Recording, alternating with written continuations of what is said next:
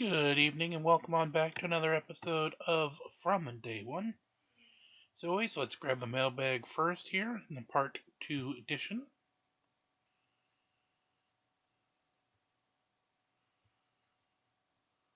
Our ranking reward. Beautiful. And looks like we had missed a little top of the tower prize. Okay. We got that taken care of. Tonight, I figured we'd take a step back in time as we haven't really gone after flat earthers in a while here. We've been doing a lot of auditors and First Amendment auditors, sovereign citizens over the last several days. So we'll take it back to where the idiot started. Father Skeptic is along with me for the ride as we start with R.C. Skeering. Take it away. This is a message for all the prideful, ego, just brainwashed.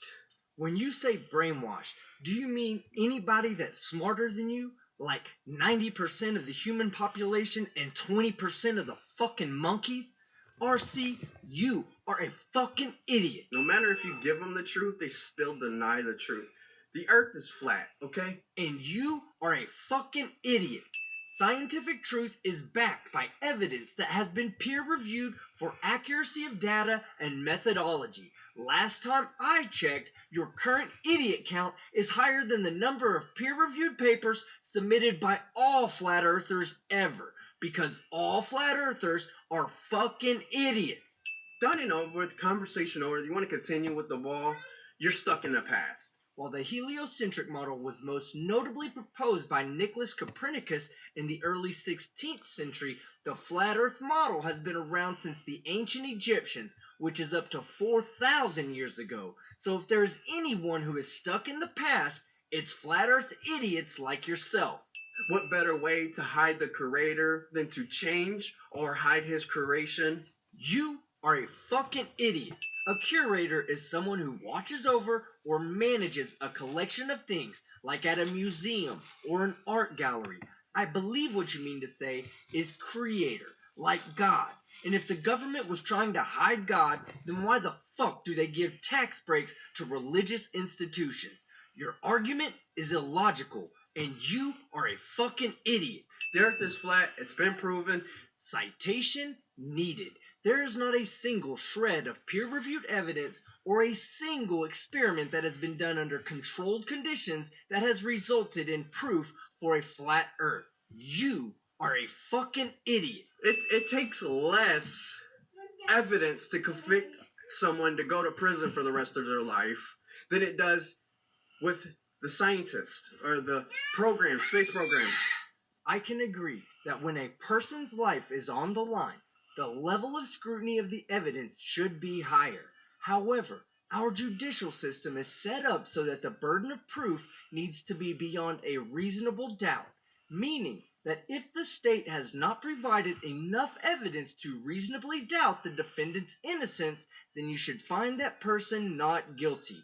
However, science does not have this luxury of providing something beyond a reasonable doubt. Science has to be exact. If science wasn't required to be exact, then the lunar missions would have never been possible, as the astronauts would have been either ejected into space or would have smashed into the moon's surface. Look, space programs, no files, no moon. If we'd been to the moon, dude, there would be moon rocks sold on eBay. Oh my fucking god, that's a fucking new one. The lack of moon rocks being sold on eBay is not proof that we did not go to the moon, you fucking idiot. There are two main reasons why we don't have a lot of moon rocks from the Apollo missions. Number one, the lunar module was not that fucking big, so we couldn't put a bunch of moon rocks on the inside of it because we also had to bring the astronauts home. And number two, if we would have filled up all the space with moon rocks, then the lunar module would have not had enough fuel to get off of the moon's surface and return home with the astronauts and the rocks. RC, you are a fucking idiot. There'd be malls up there by now. There'd be all sorts of stuff up there by now. You are making this too easy for me right now. We are coming up on the 50th anniversary of sending men to the moon. By your logic, we should have had malls in America by 1542, malls in the Amazon by 1550, and malls in Antarctica by 1823. You are a fucking idiot. Like, are you kidding me? So it's like nails on a chalkboard. You say ball Earth, we're in a centric helios spinning around like. Oh my god, it's heliocentric, not centric helio, you fucking idiot. Dude, no, are you like still stuck in the past? It's like, are you kidding me? This flat Earth stuff is nothing new. The ball Earth is new. That's new. You have to be one of the stupidest flat earthers on the internet. How can the ball Earth be new and stuck in the past at the same time? If the flat Earth model is nothing new, then it means that that is old and existed in the past. So logically speaking, I agree with you that flat earthers are stuck in the past and you are a fucking idiot. This ball, this big sun worship ball, sun that's supposed to be bigger than our freaking sky. I mean, our stars never change. My head would hurt too if it was filled with so much stupidity. Everything you consider undeniable proof of a flat earth is simply a regurgitation of Eric Dubé, Jism, and Mark Sargent's dumbass. And just like them, you are a fucking idiot. Use your mind. Don't let them think for you, because that's what they're doing. They're making you all robots, okay? They're not thinking for themselves. They're taught to think for who they want them to think about, okay? You know what I'm saying? No, I have absolutely no idea what the fuck you are saying. They're taught to think for who they want them to think about. I don't want to spend a lot of time breaking down this nonsense, but it came out a little something like this. The government teaches normal people to think for someone else, and that someone else who the government wants normal people to think for is also who the normal people want to think about. You have no logical consistency to your arguments, and you are a fucking idiot. You're affecting children. Hey, buddy, Earth is flat, huh? Kaden, is Earth flat? This is as close to mental child abuse as you can get without it actually being abuse. You are setting those children up for failure before you ever give them a chance to succeed. At least let them know that they need to learn the heliocentric model so they don't end up being the fucking village idiot like you. RC, you are a fucking idiot. Now I'd like to... No, we don't like to think him. He's an idiot. We don't think idiots here. But, if you're still with me, I do have a Pratt issue that I need your help with.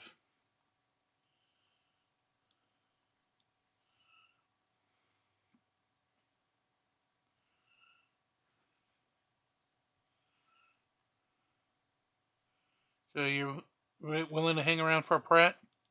Baseball, okay? Oh, Danny boy, you're so dumb. So let's begin. Of course he is. He is incredibly dumb. That's why I told you to stick around for a Pratt episode. And yes, today Pratt wants to play baseball. They keep coming to my video regarding doing mechanical measurements in an Olympic-sized swimming pool to verify there is no curvature in water. I keep talking about how minuscule the curvature in a pool would be. Yeah, the curvature across an Olympic-sized swimming pool should be extremely small. But don't just take my word for it. Let's do some math. An Olympic-sized swimming pool is about 50 meters long, and the circumference of the Earth is about 40,075 kilometers, or 40,075,000 meters.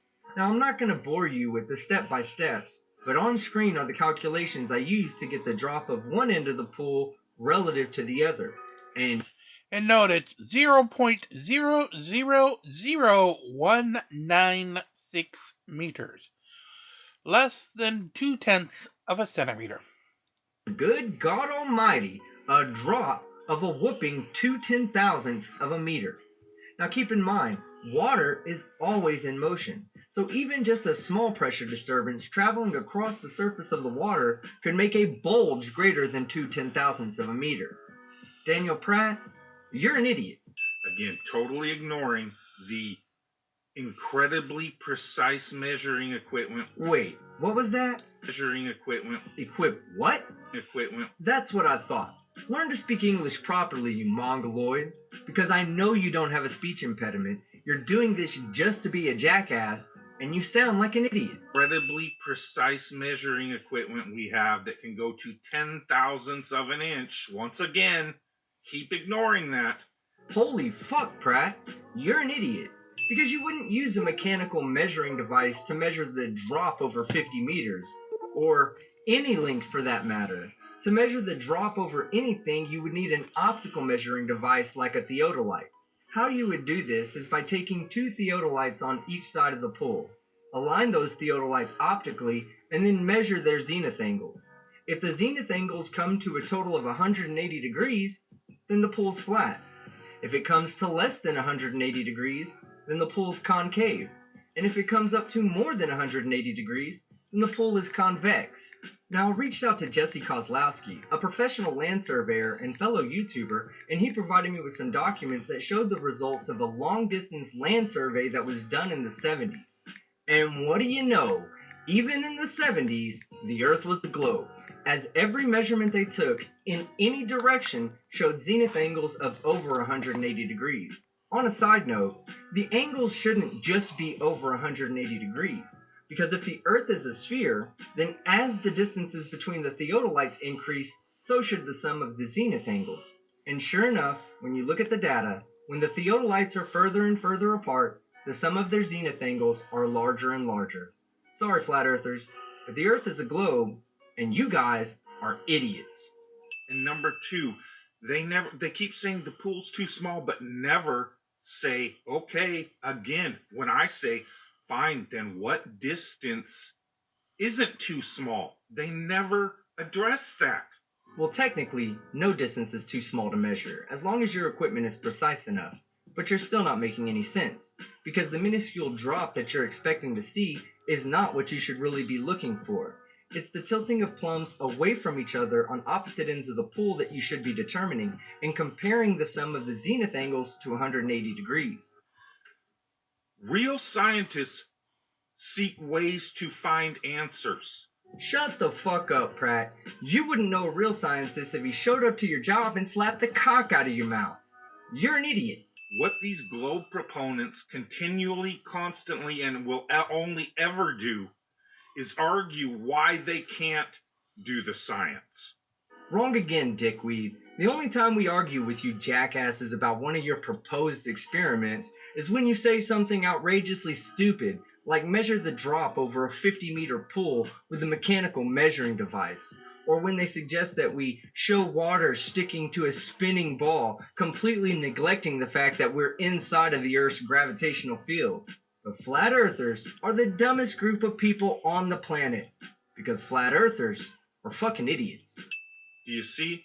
They're not interested in doing science. They're interested in coming up with every excuse in the book why the science hasn't been done to prove the globe. You're an idiot, and we don't have to do any science to prove that it's a globe, because we've known it's a globe for centuries now. Not only do surveying measurements show that the Earth is three-dimensional and spherical in nature, but the thousands of pictures from space have confirmed that. But who the fuck am I kidding? We're talking about Daniel Pratt here, essentially a modern-day Einstein, who's about to do some super serious flat Earth science using, what was that again, Daniel? My marker and some cardboard. Oh, fuck. You're an idiot, and this is gonna be great. And they hate that. They hate that just basic drawings and explanations can destroy their bullshit globe argument. Right, Pratt. Like your marker and cardboard are about to destroy the entire scientific consensus. Well, if that's the case, then how would you suggest we unite quantum mechanics and general relativity then? My marker and some cardboard. Okay, well, how would you solve the Riemann hypothesis then? I'm going to assume some marker and some cardboard. My marker and some cardboard. And finally, the question that every globe earther wants to know. Growing up, what was your favorite food group? I'm going to say his marker is cardboard. I know that's probably going to be the answer, but it's just too funny. My marker and some cardboard. Makes total fucking sense. Yeah, it You're a does. fucking idiot. Dig 'em. Okay? So, let's say you're an astronaut, okay? And you're out there, you're in space, doing your Sandra Bullock thing, flying around space, okay? You're so stupid, Pratt, that you don't even realize your video is flipped and I was gonna say, he doesn't have the mirroring object on. God damn it, Brett. the words are backwards. How the fuck are we supposed to believe that you're some kind of super science genius and you can't even relay your message properly to your audience? You're an idiot. If I were to build a huge tower off Earth, this is not to scale, doesn't matter. I certainly hope it ain't to Yeah, scale. no shit, it's not to scale. Whatever you have on top of that Earth is about 1/5 its diameter. That puts it at roughly 1,600 miles tall. You're an idiot. Would you rather be hit with the bat? You're the astronaut floating out in space here. Hey Pratt, are you on fire? Or is that just the stench that comes from between your legs when you sit down? I'm gonna We're going assume to that. hit you with our Spaceball baseball bat, okay? So here at the North Pole, I got a big girder with a bat sticking off of it. But this girder is only 24 inches in circumference right over the North Pole. So it's only moving 1 inch per hour, okay? This is their one rotation per day argument. Well, we aren't going to go into the physics of why a 1,600 mile tall steel beam with a 24-inch circumference can't stand up on its own end. You're an idiot, and that's that. But I do want to say this. If your imaginary Spaceball baseball bat were to rotate around a point and make a circle that only had a circumference of about 24 inches, then the baseball bat itself would be about the same length as your penis, 3.8 inches. So it's not going to have hardly any force behind it. Yeah, we know. Sucks to be your $10 prostitute for the night. Or would you rather be hit with the one on the equator that is moving at 1,000 miles per hour? It will fling you into space. Bye-bye. We'll never see you again. I mean, so will this one. You'll just be moving at a lot slower rate. And you wondered earlier why we don't take the time to disprove stupid statements like this. Well, let's see. First, you have your 1,600 mile tall, 24-inch circumference steel girder that somehow stands on its end. Second, there's a 3.8-inch Spaceball baseball bat you're working with. And now, the astronauts have to be in space stationary relative to the center of the Earth. None of that shit exists or is plausible on Earth, so your question is stupid to begin with and doesn't deserve to be entertained. And yet, here I am, entertaining your question, because the audience loves to laugh at idiots. It's simple. They want to act like they don't know what rim velocity is. They want to act like rim velocity isn't even a term. It's not a fucking term. You made that shit up, and you're an idiot. When it is indeed the sole factor that determines the force coming out of that flywheel or spinning space ball. They are the same things. No. Okay, they're so not. you're talking about tangential velocity, or the linear velocity of the surface of the Earth as it rotates. You know, Pratt, when talking about math and science, it helps when you speak in the generally accepted terms of math and science. And rim velocity is not one of those terms, you idiot. You know, Pratt, I'm actually curious. What if one of your kids breaks the cycle of dropping out in the 3rd grade, goes on to graduate high school and college and gets a prestigious job making a lot of money working in space? When he comes home and tells you that stars are indeed big balls of gas and plasma in the middle of space and not little light bulbs that are connected to your Wonder Dome, what are you going to tell him? The fuck they aren't, you dumbass. Well, that's fucking rude, you idiot. What if your son comes to you with something simple, like, how do you tie your shoes without giving yourself a concussion? Or, how do you brush your teeth in the morning without drowning to death? What are you going to tell him then? Derp! You're a fucking idiot. You're making this way too easy. Alright, Dirty D, one last question, and then I'll let you get back to procreating with your mom's water heater. If after this video is done, your kids come up to you and say, Pratt, we don't want to eat your marker and cardboard science experiment tonight for dinner. We want real food. What you gonna tell them then? Sorry. Isn't real science fun? Yes, it is, Pratt. And you are a fucking idiot. Yes, he is. He most definitely is a fucking idiot. You are correct. I got some more for a skeptic. Let's do top 10 bad reasons to be a flat earther. Use logic.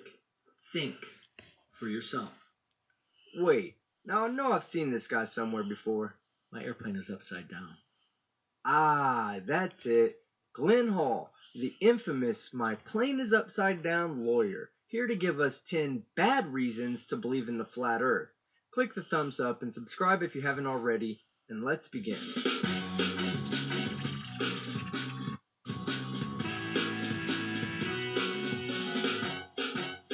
And by the way, we also have a third person in for this particular video. We also bring in Tau Theta Alpha. Well, today I'm going to give you my top 10 reasons why I believe the earth is flat. Why, And you're an this is idiot? Okay. based upon what I've looked into for the last 3+ years. I do find it quite amusing when a person thinks they can debunk physics-based reality with only 3 years worth of research. A person with a master's in physics will typically go to school for 6 years or more, so I wonder what he thinks a physicist does with the other 3 years of college they go through. Glenn, you're an idiot. And it's based upon reason. It's based upon simply thinking through the issues, thinking through things that we're told, looking at pictures of things. You hear that, everyone? The Earth's flat because this guy has been looking at things for 3 years. Hey, Glenn, you ever stop and look at a single sunrise or sunset during those 3 years? Or boats going over the horizon? Where do you think all that shit goes? Because you can't pull out a telescope and see them getting further away? Stop watching flat Earth videos and staring at flat Earth pictures all day. The Earth is a globe, it's not flat, and flat Earthers are fucking idiots. The first reason is very simple. There has never been one scientific test or experiment that has proved that the earth moves. Now that's a lie. There have been many tests that have shown that not only does the earth rotate, but that it also goes around the sun and not the other way around. A few of those tests include Michelson-Gale, Sagnac, Airy's failure, Foucault's pendulum, and finally Bob from Globebusters. Well, the second reason really is a very good reason, a very profound reason. And that is that science's explanation of the supposed 4 different movements of the earth is ludicrous. Now, I had to write these things down so that I would get these facts correct. But, well, you know this guy's a lawyer when he says his belief system requires him to argue against facts. Facts aren't up for discussion because they are by definition factual. Glenn, I wouldn't hire you to be my traffic ticket attorney because you are an idiot. But here's the first one. Everybody knows this. The first movement that people know about is that the earth supposedly spins on its axis eastward a full rotation every day, and that's how we get day and night. Okay? If that's true, then the earth is spinning at the equator at the speed of 1,000 miles per hour. Oh man, here we go again. 1,000 miles per hour at the equator like it's a big deal. Give me a break, you idiot. It's 15 degrees per hour or 0.00069 RPM. And when you look at it in those terms, it's not very fast. Second, scientists say that the earth moves around the sun in a nearly circular orbit at the rate of 67,000 miles per hour. More big numbers to confuse flat-minded simpleton idiots. I'll let him get through his astonishment before I show him how wrong he is. Okay. The third, our solar system, the sun, the earth, and the planets, Venus, Mars, etc., whirl around the center of our galaxy at 490,000 miles per hour. Well, which way is it moving? Is it going this way? Is it going that way? While the Earth is going this way, and then while it's doing this? So his fourth speed argument is separate from the first three, so I'll stop it here for a second. All of these perceived motions play such a little role in any force that we might feel, as we are pretty much traveling in a straight line and at a constant motion as we traverse the universe, and we don't perceive uniform motion internally, only changes in uniform motion. So you've got these three movements going on, but that's not all. Scientists speculate that our galaxy is hurtling toward the great attractor. I left this motion out of the first three motions because the first three motions describe a circular motion, where the fourth one is almost purely linear. However, the argument is the exact same. We don't perceive constant motion, only changes in constant motion. So you shouldn't feel anything. Well, that's my second reason why I believe that we live on a flat Earth, because there's no way. There's no way that the Earth is moving in four directions at speeds that boggle the mind, speeds that we can't even comprehend. Your argument from incredulity does not impress me, as I don't have a problem conceiving and comprehending the galaxy and everything in it moving at the incredulous speeds that flat Earth idiots are demoralized by. My third reason why I believe that we live on a flat Earth is that there is a fixed order of the stars, the sun, and the moon. A fixed order. Flat Earthers are such fucking idiots. Guess what, Glenn? There's a fixed order to your car as you drive at 100 miles per hour as well. Speed means nothing when you fail to speak of it in relative terms.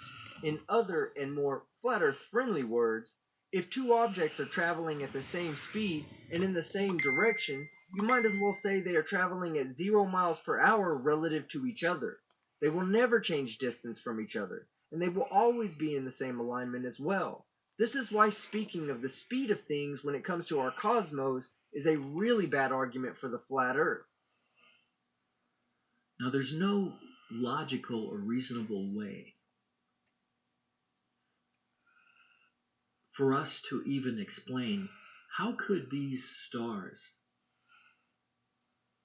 stay in the same order for thousands of years? How could we have the constellations, Orion, and all the others that are out there?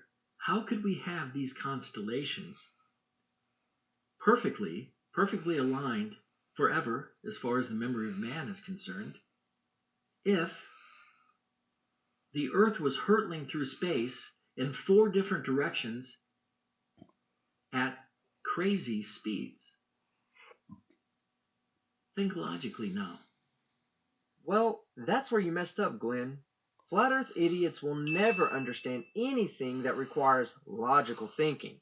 But let me give you the logical and reasonable explanation that you requested. Picture this. You are standing in a really long truck that is driving down the highway. You have a frisbee with 3 pennies attached to it with tape. Now throw that frisbee down the length of the truck so that you get the rotation of the frisbee, the curved trajectory of the frisbee, and the straight path of the truck. At any point you can stop the experiment and measure the distance between the 3 pennies, and they will never change. This is because that even with all the motions involved, all 3 pennies are always traveling together. The same thing goes for the visible stars in our night sky. Fourth reason that I believe in a flat Earth is that there is no Coriolis Effect. The Coriolis Effect states that you have to make adjustments with things for the movement of to adjust for the movement of the Earth. So, for example, the Earth is supposedly moving to the east at about 1,000 miles per hour. And so if you have an airplane that's flying,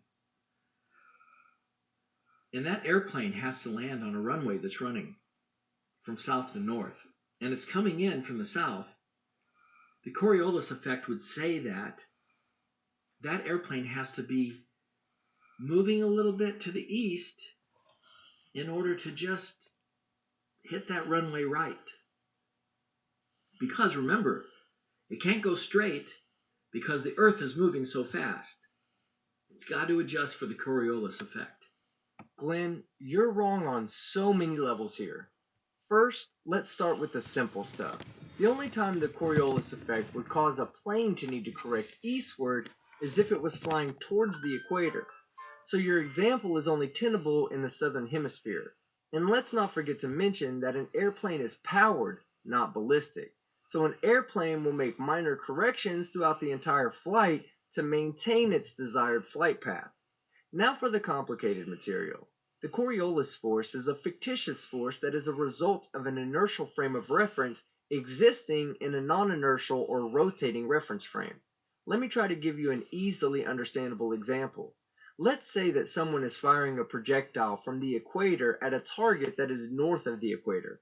Let's also say that we, as observers, are standing behind the target and watching the projectile travel towards the target.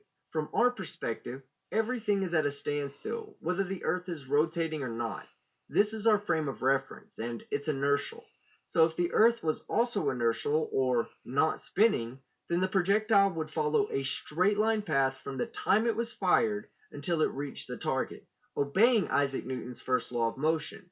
What we notice in reality is that the projectile will have a deflection to the east when fired away from the equator, which is due to the direction of the rotation of the Earth.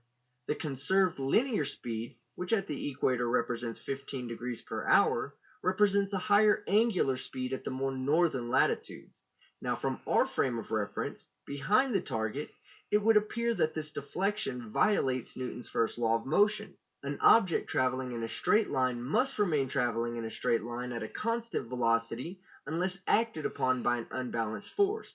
This unbalanced force is the Coriolis force, and while the Coriolis force isn't really an actual force, it does manifest itself as a force in our reference frame that appears to push the ballistic projectile in the direction of rotation when traveling away from the equator and against the rotation when traveling towards the equator.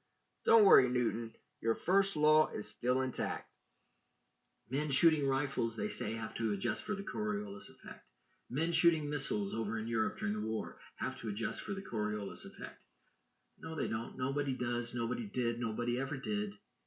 Well, this isn't entirely correct either, because in the early 20th century, European ships fought with German ships near the Falkland Islands. The Falkland Islands are in the southern hemisphere, and when the European ships failed to take the change of hemisphere into account, their calculations for the Coriolis corrections were off by twice as much as predicted and in the wrong direction. In other words, if the correction in the northern hemisphere was 50 meters to the left, then the ballistics fired in the southern hemisphere would miss by 100 meters to the right. Once they took this into account, they became much more accurate, eventually defeating the Germans after expending most of their ordnance. When people learn to fly airplanes, first thing they learn is assume that you're flying over a flat Earth. Assume that you're flying over a non-moving flat plane. Yeah, Glenn, and when you're driving in your car, assume that the interior is stationary as well. This is a very basic concept that even children understand. Glenn, you're a fucking idiot. Why is it called an airplane? Because it moves in the air over the plane. I'm just gonna leave this right here and ding the idiot for not looking it up himself. Yeah, you said why is an aeroplane called an aeroplane? And I did have to just quickly look up the reason why. But the reason that an airplane is called an aeroplane is because the aircraft have static planes extending either side of the aircraft.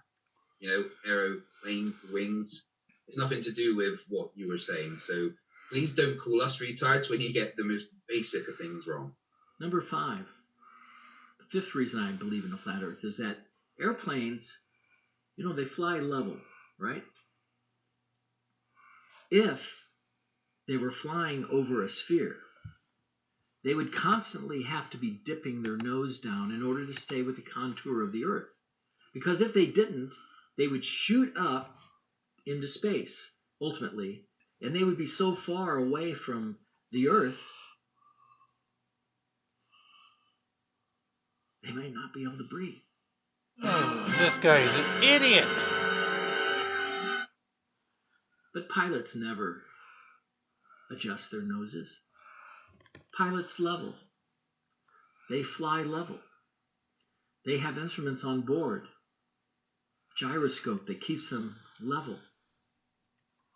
They don't tip the nose down in order to stay with the contour of the Earth.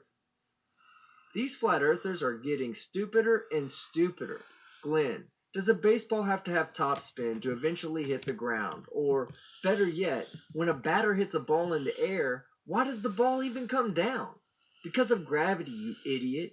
And the pilots don't have to tip the nose down to follow the curve because gravity does it for them. And all they have to do is generate enough lift and thrust to overcome the drag and gravitational pull of the Earth. The sixth reason. There Wait, could this be guy's got no more? independent wind currents on the Earth if the Earth were moving through space in 4 different directions. Nope. Wrong again, Glenn. Air currents are generated on Earth from pressure differentials that are the result of the atmosphere being heated by the sun. This causes air molecules to speed up or slow down relative to the volume of air around it. Go back to the car example. When you are driving 100 miles per hour, why does the air coming out of your vents not hit you at 100 plus miles per hour? Because it's all relative to the air around it. Therefore, the speeds we travel through the cosmos would actually play no role on the air currents on the surface of the Earth. The butterfly. How could that butterfly even get up in the air? Wings? You know, they always say gravity is the answer to everything.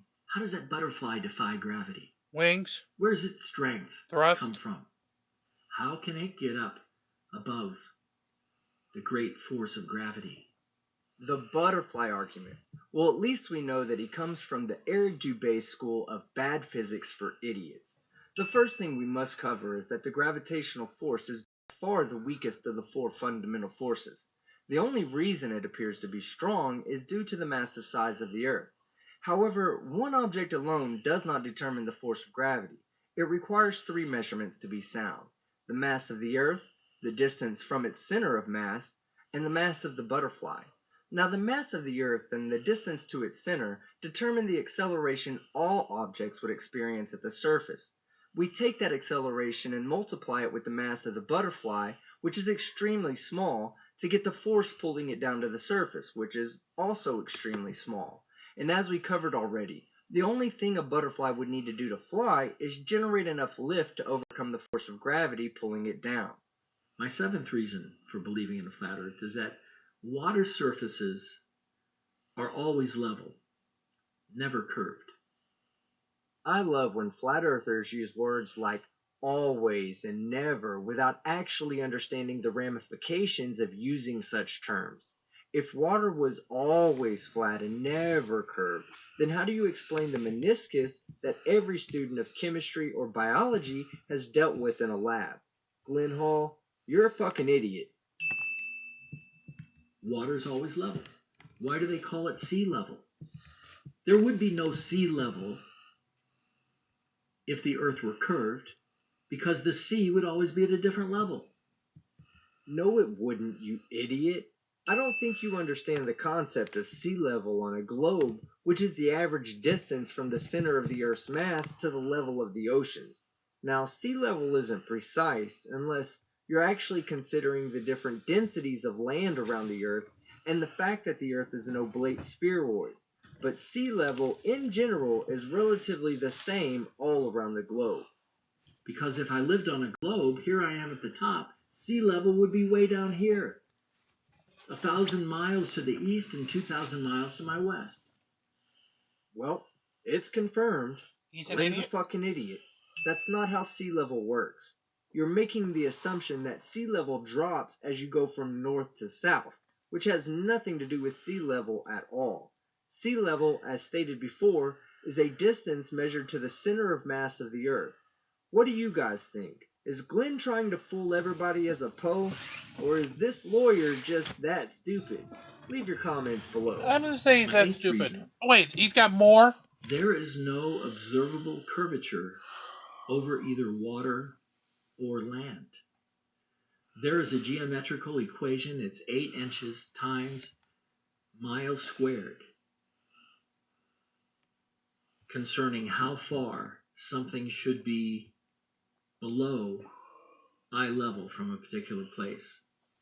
The further you are away from it, the further down it should be. Well, I would say that the best and most evident pictures of curvature over land are the observations of Mount Rainier and Mount St. Helens. These pictures show with absolute proof that the Earth is curving away, as the peaks in the distance are physically taller than the peaks in the foreground, and yet they still appear lower in elevation than the shorter peak. This could not happen if the Earth was flat. Now, the ninth reason is using logic based upon these things that we see in nature. Logic says this. My favorite, the logical argument. Well, this isn't going to end well for you, Glenn, but let's continue. Let's hear the idiot out. The logical proposition, and I did a whole video on this, you could look it up and find it if you want to, but logically, there is this. If the Earth is a sphere, then there is curvature on the Earth. Do you understand what that means? If the Earth is a sphere, there is curvature on the Earth. So you know that it's a logically true statement to say that if the Earth is a sphere, then there is curvature. That is logically true. The contrapositive statement is also true, and it says if there is no curvature, then the Earth is not a sphere. So your ninth reason is based on the logic that if you can't see curvature, then it must not be a sphere.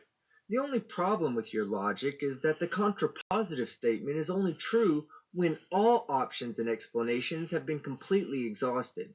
Are you standing on the beach and watching the sunset?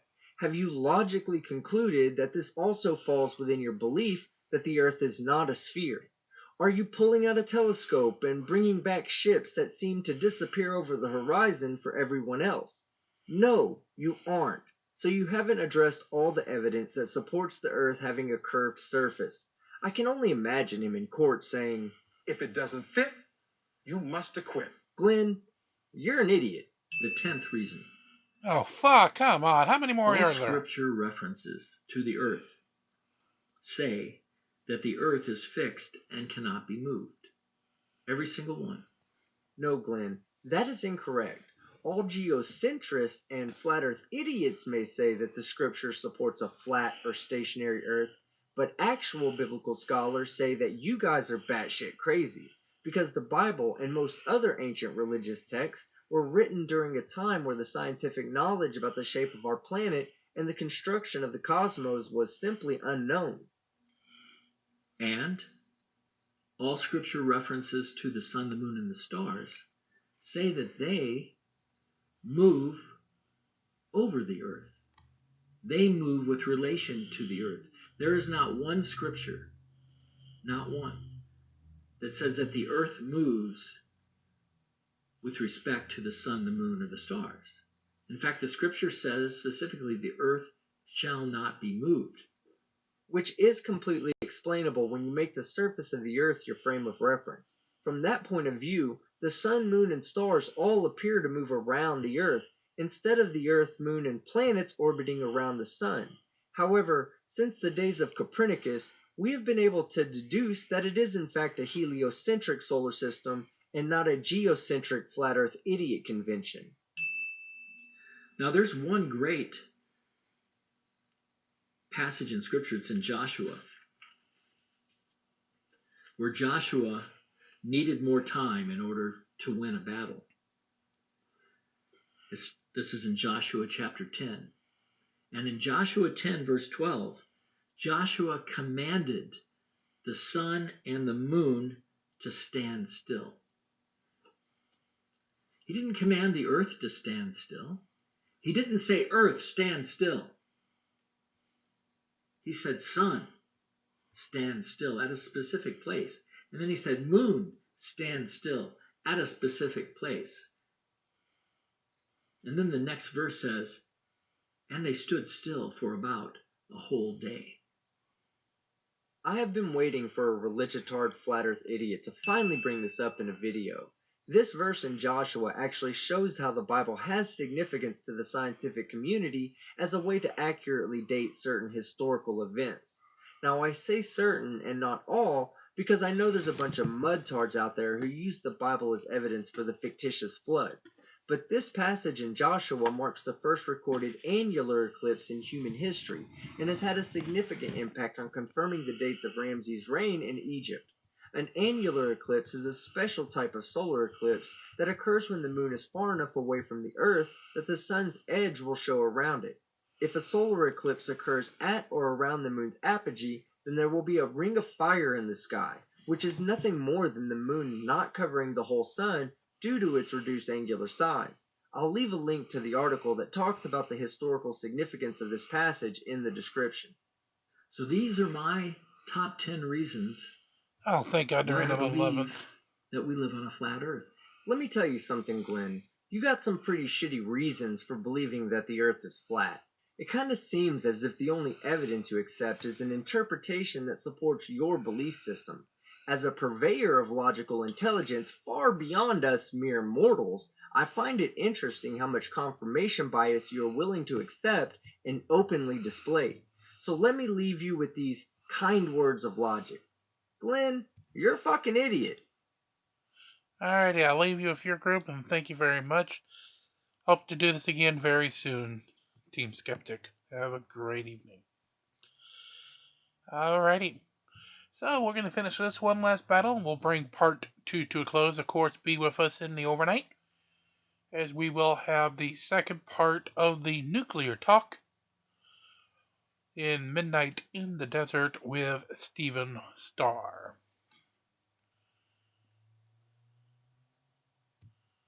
So you'll want to be with us for that in the overnight segment.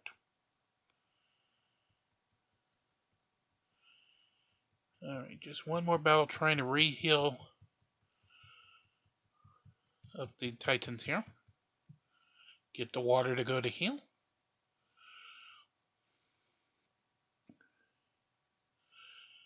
Fireboy is basically healed. Now just healing my water front guy.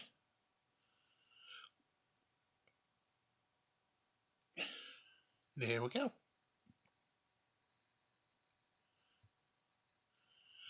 Alright, so as always, of course, make sure you do like, share, and subscribe. Get us to those goals of 5,000 views and 1,000 subscribers, so both Boxing Extras and YouTube will pay attention to us. Start sending us items that we can send to you, the folks who watch the show. During the part 3 overnight, we'll have a new update on the gold percentage, and I will tell you, you'll definitely want to see it, as it is a nice number to be changed. Until then, may your fights in Dominion be awesome. Like, share, and subscribe, and be awesome to one another. And come on back for some more of us as we continue from day one.